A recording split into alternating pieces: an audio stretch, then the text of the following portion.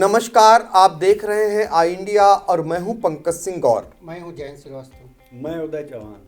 तो आई इंडिया का ये पैनल आपको विधानसभा वार वहां का क्या है राजनीतिक इतिहास, इसके अलावा हम आपको बता रहे हैं कि वहां पर क्या हैं समस्याएं, कौन दल कितनी बार जीता और कौन दल कितनी बार नाकाम रहा जीतने में, किसका खाता खुला और किसका नहीं खुल सका।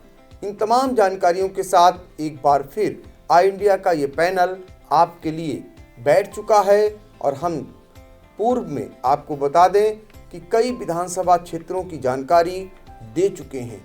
आज बारी है मिश्रिख सुरक्षित विधानसभा क्षेत्र की। उससे पहले मछरेटा में जो है विधानसभा क्षेत्र हुआ करता था, जिसको मिलाकर अब ये मिश्रिख सुरक्षित विधानसभा क्षेत्र बन गया है। इससे पहले मिश्रिख सामान्य भी हुआ करता था। तो यहाँ पर अब तक का क्या राजनीतिक इतिहास रहा, कब इस विधानसभा का गठन हुआ, ये पूरी जानकारी आपको हमारे सहयोगी जयंत श्रीवास्तव देंगे। देखिए, आपको बता दें कि ये 1951 में ही मिश्रिख विधानसभा का गठन हो गया था। पहला चुनाव जो हुआ है उस समय सुरक्षित ये सीट थी। सुरक्षित सीट पे यहाँ पे डल्ला राम पहली बार कांग्रेस से विधायक चुने गए और उसके बाद दूसरा चुनाव हुआ है 1957 में। उस समय यहाँ इसी सीट पे दो एमएलए चुने गए थे, एक आरक्षित वर्ग से और दूसरा सामान्य वर्ग से। आरक्षित वर्ग से यहाँ पे जो जीते थे मूलचंद कांग्रेस से, और कांग्रेस से ही अवधेश कुमार जीते थे। तीसरा चुनाव हुआ है 1962 में, तो इसमें ये अवधेश कुमार कांग्रेस छोड़कर सोशलिस्ट पार्टी से लड़े थे और ये विधायक यहाँ से चुने गए थे। चौथा चुनाव हुआ है 1967 में। यहाँ से उस समय कांग्रेस से राज बहादुर चुनाव जीते थे और 1969 में ये और राज बहादुर जो हैं ये अवधेश कुमार से हार गए थे। यहाँ से अवधेश कुमार फिर 69 में सोशलिस्ट पार्टी से विधायक चुने गए थे। 1974 में कांग्रेस से यहाँ खाता खोला है। यहाँ कांग्रेस से रामरतन सिंह विधायक चुने गए हैं। उसके बाद इन्होंने 1977, 1980 और 1985 में यहाँ से लगातार रामरतन सिंह विधायक चुने गए कांग्रेस पार्टी से। 1989 में यहाँ से ओम प्रकाश गुप्ता ये निर्दलीय चुनाव लड़े थे और जीते थे। 1991 में फिर ये ओम प्रकाश गुप्ता यहाँ से रामरतन सिंह से चुनाव हार गए हैं और ये कांग्रेस से रामरतन सिंह 91 में दोबारा चुनाव विधायक चुने गए। उसके बाद 1993 में ओम प्रकाश गुप्ता सपा से चुनाव लड़े और यहाँ से ये विधायक बने। 1996 में ओम प्रकाश गुप्ता दोबारा विधायक चुने गए। उसके बाद 2002 में जो चुनाव हुआ इसमें भी ओम प्रकाश गुप्ता रिपीट हुए हैं। लगातार 3 बार ये सपा से विधायक हुए।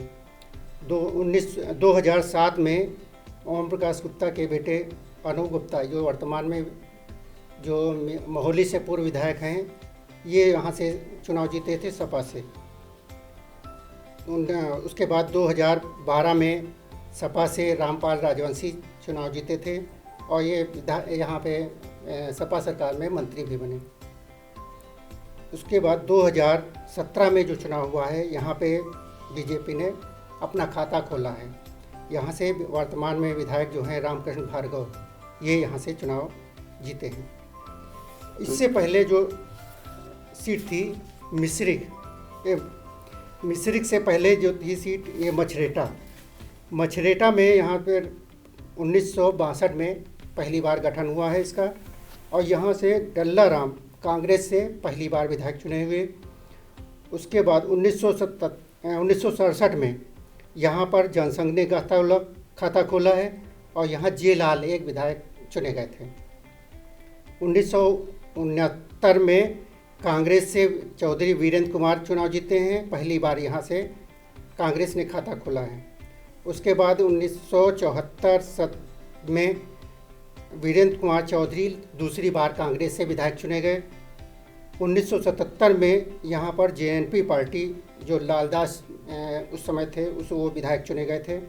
1980 में कांग्रेस के वीरेंद्र कुमार चौधरी दोबारा बार विधायक चुने गए। 1985 में यहाँ की जनता ने जो है रामकृष्ण भार्गव, वर्तमान में मिश्रिख से विधायक हैं, इनको निर्दलीय रूप से विधायक चुना था। 1989 में कांग्रेस के वीरेंद्र चौधरी ये विधायक बने थे। 1991 में रामकृष्ण जो है निर्दलीय के बजाय कांग्रेस के टिकट पर चुनाव लड़ा था और विधायक बने थे।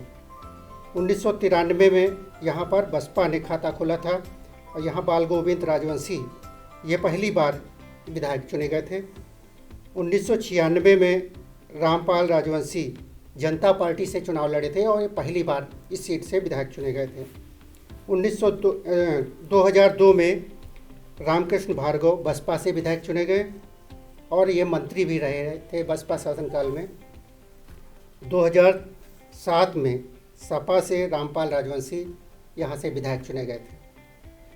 तो ये है मिश्रिख और मछरेटा विधानसभा क्षेत्रों का राजनीतिक सफरनामा।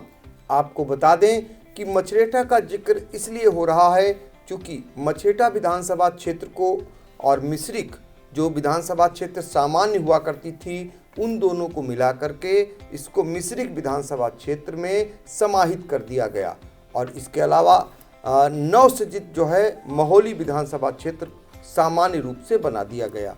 यही कारण है कि यहाँ पर ओम प्रकाश गुप्ता जो 4 बार विधायक चुने गए थे मिश्रिख से, उन्होंने अपनी राजनीतिक विरासत को पहले अपने बेटे अनूप गुप्ता को सौंपा था जो विधायक चुने गए।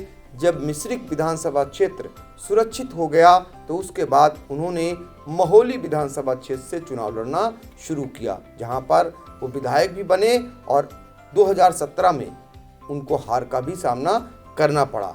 खास बात क्या है वो हम आपको बताने जा रहे हैं मिश्रिख विधानसभा क्षेत्र की, जहां पर बाहुबली के रूप में ओम प्रकाश गुप्ता की पहचान हुआ करती थी, जिन्होंने कांग्रेस के दिग्गज नेता राम रतन सिंह जो मंत्री भी रह चुके थे उनको हरा करके और कब्जा जमाया था। निर्दलीय रूप से उन्होंने सबसे पहले झंडा फहराया था। उसके बाद वो लगातार समाजवादी पार्टी से 3 बार विधायक रहे, तो 4 बार ओम प्रकाश गुप्ता विधायक रहे थे। इसके अलावा फिर अपने रहते ही उन्होंने अपनी राजनीतिक विरासत को जो है अनूप गुप्ता को सौंप दिया था। इसके बाद की जो खास बात यह है मछरेटा और मिश्रिख में, यहाँ पर अगर हम देखें तो 1996 से लगातार यहाँ पर 2 नेताओं के बीच में राजनीति सिमटती दिखाई दे रही है। इनमें कभी जो है रामपाल राजवंशी चुनाव जीतते हैं तो कभी रामकृष्ण चुनाव जीतते हैं। लगातार जब से चुनाव होता आ रहा है, एक बार रामपाल राजवंशी, दूसरी बार रामकृष्ण, यही वहाँ का राजनीतिक इतिहास बनकर रह गया है। और रामकृष्ण की बात करें अगर, तो उन्होंने सभी दलों वो सब दलों में गए हैं। कांग्रेस से भी वो लड़े, निर्दलीय भी वो चुनाव जीते और बसपा से भी उन्होंने चुनाव जीता। और इसके अलावा अगर बात करें समाजवादी पार्टी से भी उन्होंने चुनाव जीता और अब भारतीय जनता पार्टी से भी वो चुनाव जीते हैं। मिश्रिख जो 88,000 ऋषि मुनियों की तपोभूमि है, जहाँ पर जो है कहा जाता है कि महर्षि दधीच की भी तपोभूमि है, वहाँ पर कभी भारतीय जनता पार्टी अपना झंडा नहीं फहरा पाई थी। रामकृष्ण भार्गव ने ही वहाँ पर भाजपा का कमल खिलाया है। और आपको बता दें कि फिर एक बार रामपाल राजवंशी और रामकृष्ण के बीच यहाँ पर मुकाबले की बिसात बिछती दिखाई दे रही है।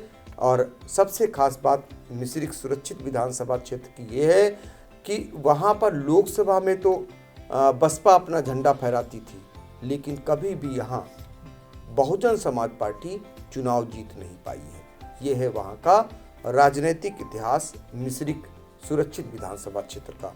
अब हम चलेंगे अपने सहयोगी उदय प्रकाश सिंह के पास और वो हमें बताएंगे कि वहाँ पर अगर समस्याओं की बात करें तो क्या कुछ समस्याएं हैं जो अभी तक दूर नहीं हो सकी हैं। समस्याओं की बात करें तो मिश्रिख विधानसभा क्षेत्र में लंबी चौड़ी फहरिस्त है। इसका कारण यह है कि मिश्रिख जो कि महर्षि दधीच की तपोभूमि है और वहाँ विश्व प्रसिद्ध नैमिषारण्य स्थल वो भी मिश्रिख विधानसभा क्षेत्र में आता है। तो सबसे बड़ा मुद्दा नैमिषारण्य को पर्यटन स्थल घोषित किए जाने का है। दशकों पुरानी यह मांग हर बार चुनावी मुद्दा भी बनती है, लेकिन नेमिस आज तक पर्यटन के नक्शे पर अपना नाम दर्ज नहीं करा पाया। इसके अलावा नेमिस आने वाले प्रमुख मार्गों पर पर्यटन स्वागत द्वार, नेमिस तीर्थ के नाम से प्रदेश स्तरीय आयोजन, नेमिस रेलवे स्टेशन को प्रदेश व देश की राजधानी समेत अन्य बड़े नगरों से रेल मार्ग से जोड़े जाने, नेमिस तीर्थ से प्रदेश के प्रमुख धार्मिक नगरों के लिए सीधी बस सेवा की मांग भी काफ़ी पुरानी है। अयोध्या मथुरा की तर्ज पर नेमिस क्षेत्र की प्रसिद्ध 84 कोसी परिक्रमा को विशिष्ट यात्री सुविधाएं, इस परिक्रमा मार्ग के लुप्त होते पौराणिक मंदिरों व स्थलों का जीर्णोद्धार, प्रकाश व पार्किंग व्यवस्था की मांग भी बेहद पुरानी है। नेमिस के आदि गंगा गोमती नदी में स्वच्छ जल की उपलब्धता, घाटों के सौंदर्यीकरण की मांग भी पुरानी है।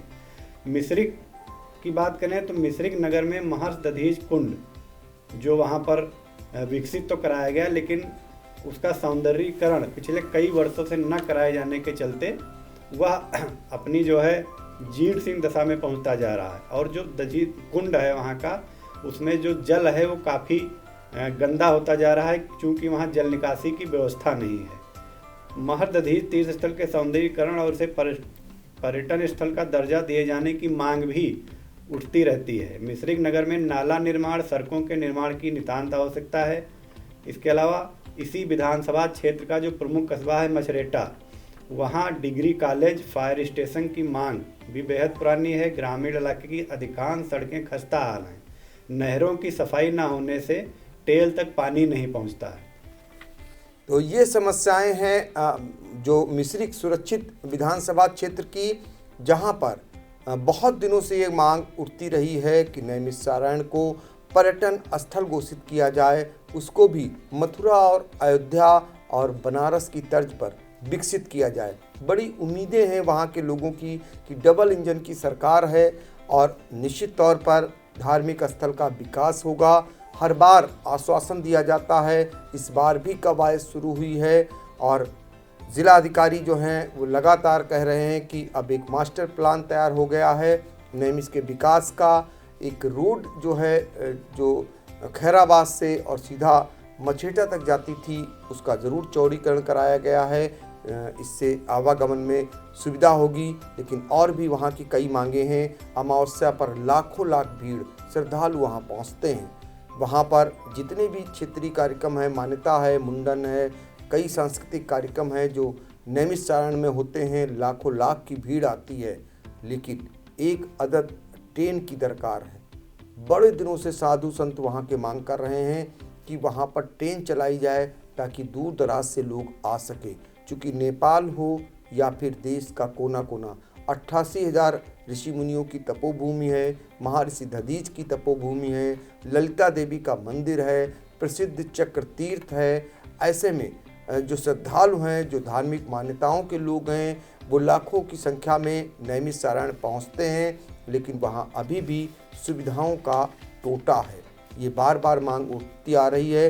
नैमिष के लिए जितना भी कहा जाए वो कम है और इसी में एक मांग यह भी उठती आती है बराबर कि नैमिषारण्य के लिए जो है लखनऊ से, राजधानी से या अन्य पर्यटन स्थलों से बस सेवाएं भी शुरू की जानी चाहिए। तो फिलहाल अभी मांगें जारी हैं, वहाँ पर पूरी नहीं हो सकी हैं। आश्वासन में ही लोग उम्मीद लगाए बैठे हैं।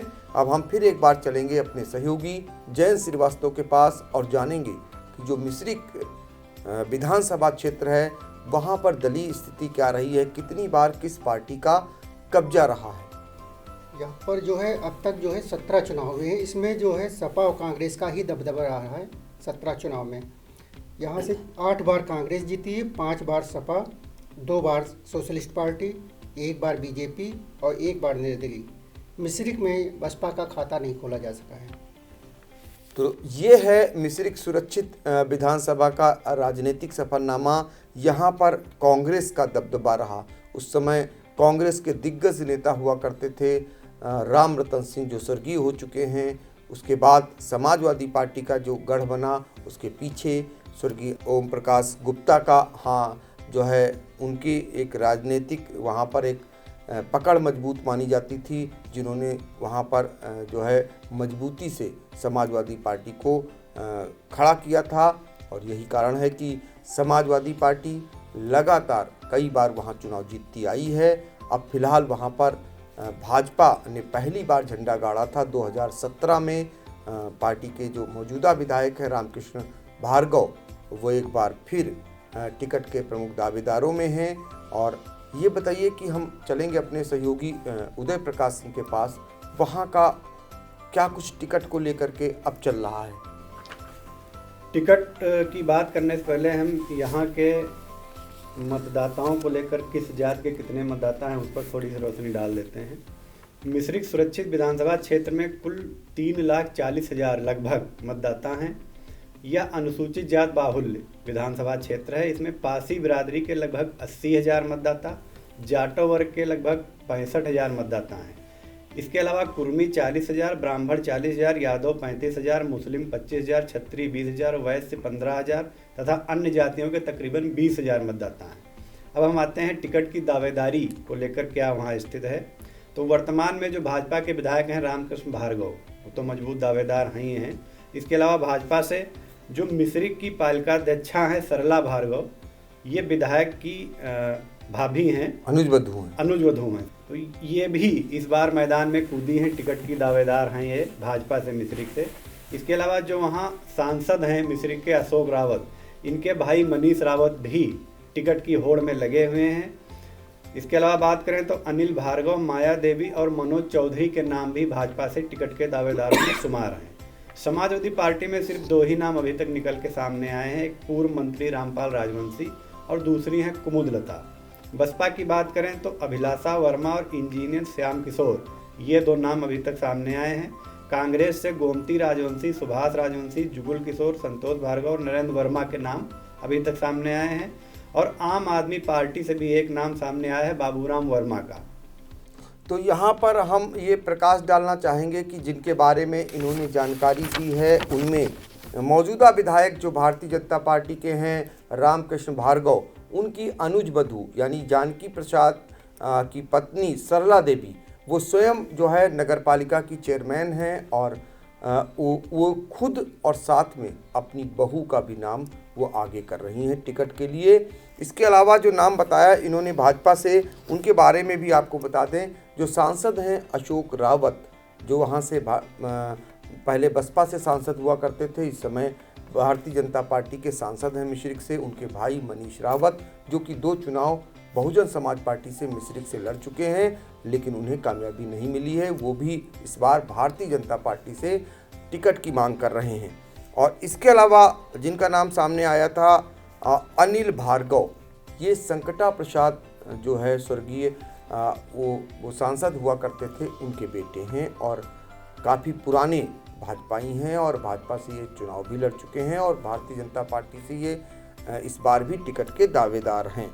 और अगर मनोज चौधरी की बात करें तो ये भी भारतीय जनता पार्टी से टिकट की मांग कर रहे हैं। ये कांग्रेस में भी थोड़े दिन राजनीति किए हैं और इनके पिता जो हैं वो भी विधायक हुआ करते थे। उनकी अगर नाम करें बीरेन्द्र चौधरी।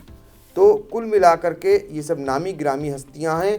हाँ, समाजवादी पार्टी में ज़रूर पूर्व मंत्री जो हैं रामपाल राजवंशी, उनकी दावेदारी के अलावा एक सिर्फ नाम सामने आ रहा है, वो कुमुदलता का है।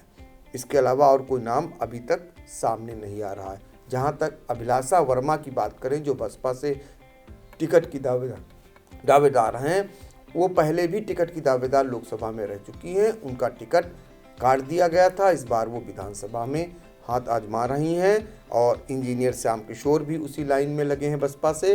कांग्रेस के गोमती राजवंशी जो है टिकट की दावेदार, वो चुनाव लड़ चुकी हैं, पुरानी कांग्रेसी हैं और वो भी टिकट की दावेदारी किए हुए हैं। कुछ नाम और भी हैं, उनमें सुभाष राजवंशी, जुगल किशोर, संतोष भार्गव जो पुराने कांग्रेसी माने जाते हैं, नरेंद्र वर्मा।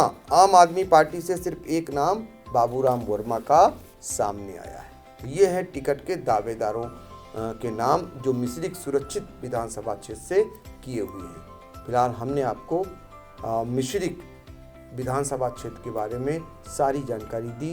अब हम फिर नए किसी विधानसभा क्षेत्र में आपको लेकर चलेंगे और वहाँ के बारे में जानकारी देंगे। चुनाव से संबंधित हर एक खबर देखने के लिए आई इंडिया देखना न भूलें।